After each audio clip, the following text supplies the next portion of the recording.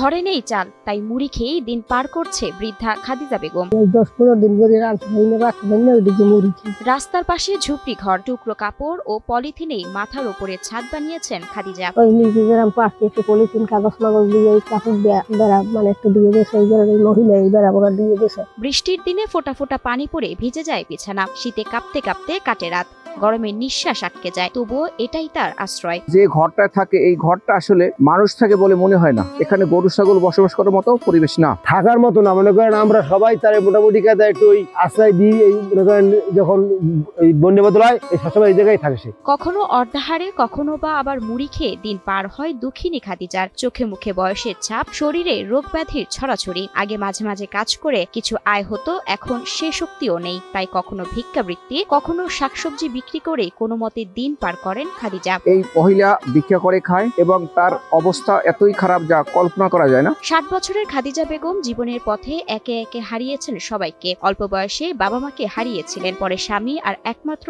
সন্তানও চলে গেলেন না ফেরার দেশে। সকালে বাপ গাছ পাগল হইয়া মায়ের দেশে গেছে একটা ছাড় দিয়া। আর হ্যাঁ, আপন কোনো ছেলে সন্তান নাই, স্বামীও নাই, বাপ মা আর কিছু নাই। তারপর থেকে নিঃসঙ্গতা তার সঙ্গী, দুঃখ তার সহচর। প্রায় 2 দশক ধরে একাই লড়ে চলেছেন বরগুনা সদর উপজেলার হেউলি বুনিয়া গ্রামের খাদিজা।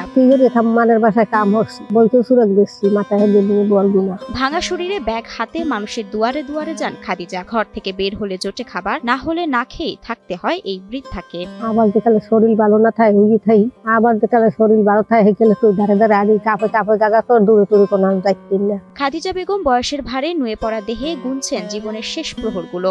হিরন আরো মিনারেল ওয়াটার মাত্র 50 পয়সায় প্রতি লিটার।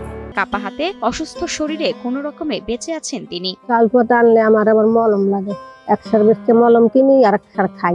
একটা রোগী, অসুস্থ রোগী আছে, তার রোগটা মানুষের কিছু টাকা দেয় তাতে হয় না। এই যতটুকু পরিমাণ টাকা লাগে ওইটা সে পায় না, বিধায় রোগটা উচিত করে না। তবে জীবনের শেষ সময়ের দিনগুলো ভালোভাবে কাটাতে চান এই নারী। আল্লাহ একটা কথাই কই জানলা, একটাই মানুষ মৃত্যু ভালো। আমি যদি পদিতাই দিছেন আমার কোনো কানুন মানে নেই। অসহায় এ নারী জীবনের শেষ প্রহরে যেন কিছুটা স্বস্তি পায়, তাই সরকারের পাশাপাশি সমাজের বিত্তবানদের এগিয়ে আসার আহ্বান জানান এলাকাবাসী। আমরা যদি পারেন সরকারের মাধ্যমে দাবি এইটাই, তার যেন একটা বাসস্থান হয় আর রোগটা যেন সে চিকিৎসা করতে পারে, আমরা সাহায্য করবেন। এদিকে খুব শীঘ্রই খাদিজা বেগমকে বয়স্ক ভাতার আওতায় আনার পাশাপাশি ঘরের ব্যবস্থা করার উদ্যোগ নেওয়া হবে বলে আশ্বাস দিয়েছেন বরগুনা উপজেলা সমাজসেবা কর্মকর্তা মোহাম্মদ হেমায়েত উদ্দিন। সমাজসেবা অধিদপ্তর থেকে উনি যে ভাতা পাওয়ার যদি উপযোগী হয়ে থাকেন, আমরা ভাতা ওনাকে দিতে পারবো ইনশাল্লাহ। আর অলরেডি খাদিজা বেগম সম্পর্কে ইউনো মহোদয়ের সাথে কথা হয়েছে। উনি যদি আবেদন দেন, আবেদনের প্রেক্ষিতে ওনাকে 2 বান 3 এবং 6,000 টাকা ওনাকে প্রদান করা হবে।